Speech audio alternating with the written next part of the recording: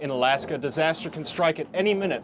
That's why many of the groups that help manage emergencies in our state held an event today to educate the public on how you can prepare for the worst. Whether you're a lifelong Alaskan or a recent arrival, experts say it's important to be ready for disaster. Some of those folks who've been here for a while, they might get complacent and need to know, and then some of the folks who just come through, spend a few years and are out again, they really need to know. They really need to understand where they're at. Emergency managers and first responders from a handful of organizations gathered in Eagle River Saturday to provide the community with information, resources, and activities about emergency preparedness, especially since they say disaster relief to the last frontier could take up to a week to arrive.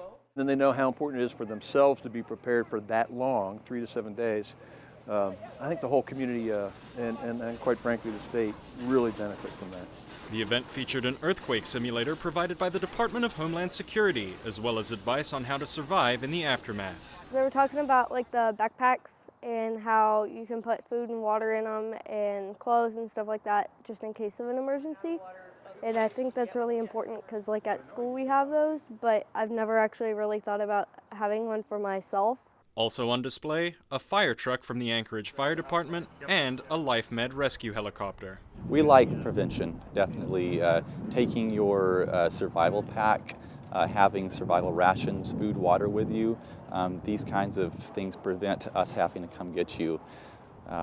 Definitely taking a first aid class, being ready for CPR. I've had many times where we saved a CPR survivor, but it nearly always takes a bystander being ready to help at the first. In a state where being ready can mean the difference between life and death, it's an effort to help Alaskans get their emergency preparations